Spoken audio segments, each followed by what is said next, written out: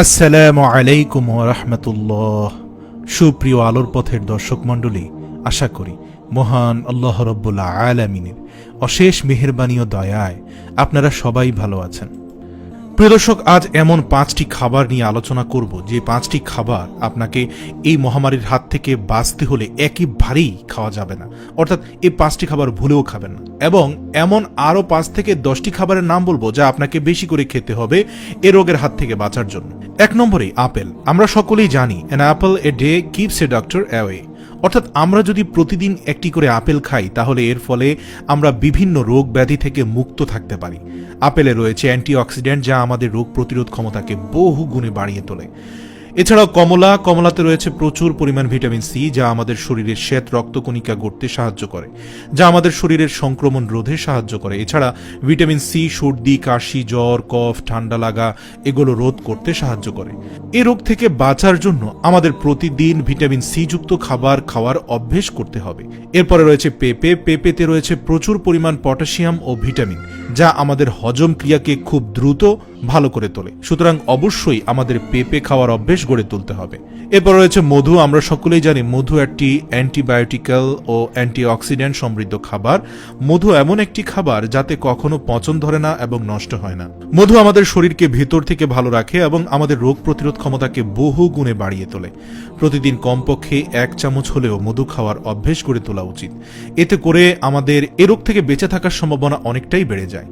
এরপরে কালোজিরার কথা রয়েছে। হাদিসে বর্ণিত আছে মৃত্যু ব্যতীত সকল রোগের ঔষধ হচ্ছে এই কালোজিরা।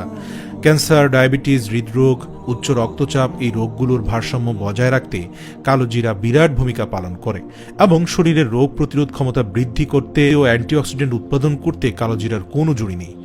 তাহলে প্রতিদিন কমপক্ষে 1 চামচ করে কালোজিরার তেল অথবা কালোজিরা খাওয়ার অভ্যেস গড়ে তুলতে হবে। সবুজ শাকসবজি। প্রচুর পরিমাণে সবুজ শাকসবজি খাওয়ার অভ্যেস গড়ে তুলতে হবে। শাকসবজিতে রয়েছে ভিটামিন, মিনারেল, ফাইবার যা আমাদের শরীরের রোগ প্রতিরোধ ক্ষমতা বাড়াতে সাহায্য করে। এছাড়াও আমাদের হজম ক্রিয়াকে দ্রুত করতে সাহায্য করে। তবে শাকসবজি খাওয়ার ক্ষেত্রে আমাদেরকে একটু সাবধানতা অবলম্বন করতে হবে। বাজার থেকে আনা যে কোনো শাকসবজি খাওয়া কোনোভাবেই উচিত না।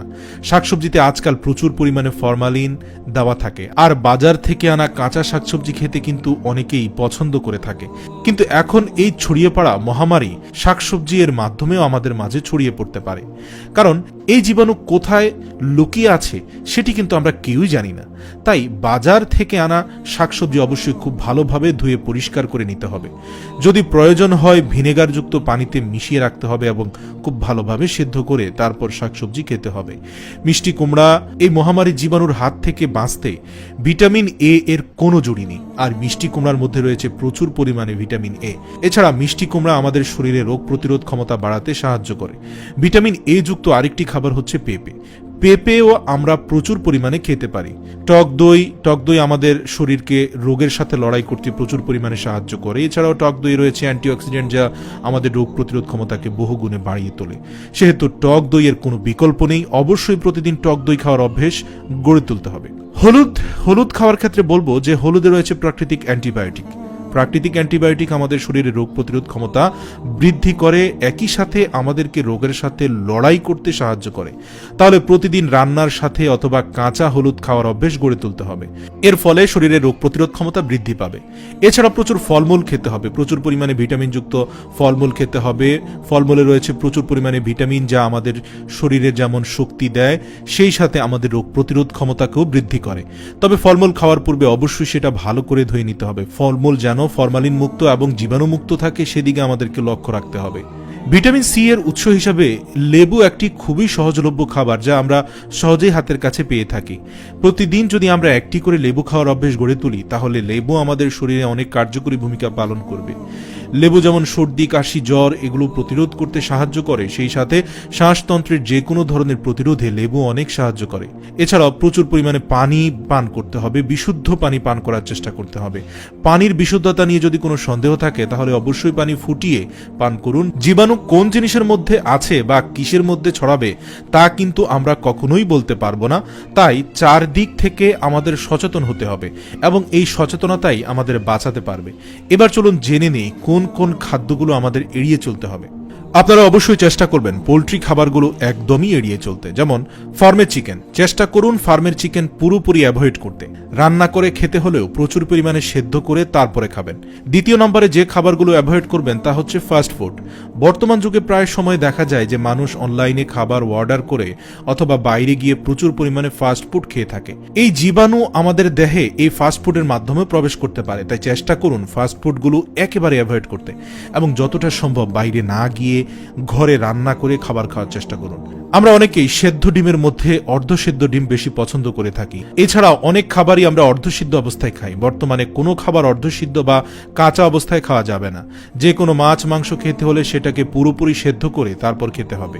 রান্নার সময়কে বাড়িয়ে দিতে হবে এবং উচ্চ মাত্রায় রান্না করতে হবে, যেন যদিও কোনো প্রকার জীবাণু থাকে তাহলে সেটা যেন রান্নার তাপে মারা যায়। যে কোনো খাবার কাঁচা অথবা অর্ধসেদ্ধ অবস্থায় খেলে তার মধ্যে কিন্তু জীবাণু থাকতে পারে, সেখানে জীবাণু মারা যায় না। সুতরাং খাদ্যে যদি জীবাণু থেকে থাকে তাহলে সেটা আপনার দেহে প্রবেশ করতে পারে, তাই এই বিষয়ে সচেতন হন। যে কোনো ফলমূল শাকসবজি না ধুয়ে কখনোই খাবেন না। সবসময় চেষ্টা করবেন ফলমূল এবং শাকসবজি খুব ভালোভাবে ধুয়ে নিতে, অথবা আপনার যদি সন্দেহ থাকে তাহলে ভিনেগার মিশ্রিত পানিতে ধুয়ে ফলমূল খেতে পারেন। কমপক্ষে 10 থেকে 15 মিনিট পর্যন্ত ভিনেগার মিশ্রিত পানিতে ডুবিয়ে রাখবেন, তারপর খুব ভালোভাবে ধুয়ে সেটা খাবেন। তারপর যে খাবারটি অ্যাভয়েড করবেন সেটা হচ্ছে কাঁচা শাকসবজি। কোনো অবস্থাতেই কাঁচা শাকসবজি খাওয়া যাবে না। যে কোনো কাঁচা শাকসবজি খাওয়ার পূর্বে ভালোভাবে ধুয়ে নিতে হবে এবং তা খুব ভালোভাবে সেদ্ধ করে বা রান্না করে খেতে হবে। অর্ধ সেদ্ধ ও কাঁচা শাকসবজি খেলে তার মাধ্যমে আপনার দেহে জীবাণু প্রবেশ করার সম্ভাবনা থাকে। সর্বোপরি বলবো, আমরা সবাই মিলে চেষ্টা করলে এই জীবাণু প্রতিরোধ করতে পারি। প্রতিদিন পরিষ্কার পরিচ্ছন্ন থাকুন ও নিয়মিত গোসল করুন। সাবান এবং স্যাভলন দিয়ে গোসল করার চেষ্টা করুন।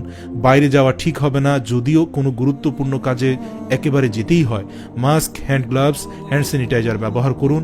এক্ষেত্রে মনে রাখতে হবে 1 মাস বেশি দিন ব্যবহার করা যাবে না কোনো মাস্ক। সর্দি কাশি অথবা জ্বর হলে তৎক্ষণাৎ চিকিৎসকের পরামর্শ নিন। যে কোনো ধরনের সর্দি কাশি হলে আপনার হাঁচি এবং কাশি দেওয়ার সময় রুমাল অথবা টিস্যু ব্যবহার করুন। যেখানে সেখানে কফ থুতু ফেলার অভ্যাস থেকে একদম বিরত থাকুন, কারণ এর ফলে নিজে যদি ভাইরাস দ্বারা সংক্রমিত হন এক্ষেত্রে অন্যজনও সংক্রমিত হতে পারে। নিজে যদি ভাইরাস দ্বারা সংক্রমিত হয় তাহলে নিজেকে সম্পূর্ণ আলাদা রাখার চেষ্টা করুন। আপনার পরিধেয় কাপড় চোপড় প্রতিদিন পরিষ্কার করুন। আপনার বিছানাপত্র নিয়মিত পরিষ্কার করুন এবং বাড়িঘরও পরিষ্কার পরিচ্ছন্ন রাখুন। বারবার হাত ধোয়ার অভ্যেস গড়ে তুলুন এবং শিশুদেরও বারবার হাত ধোয়ার অভ্যেস গড়ে তুলতে সাহায্য করুন। প্রয়োজনে হাতকে হ্যান্ড স্যানিটাইজার দ্বারা জীবাণু মুক্ত রাখুন। বারবার নাকে মুখে চোখে হাত দেওয়া থেকে বিরত থাকুন। বর্তমান সময়ে বাইরে যাওয়া থেকে একেবারেই বিরত থাকুন। যতটা সম্ভব লোকসমাগম থেকে দূরে থাকার চেষ্টা করুন।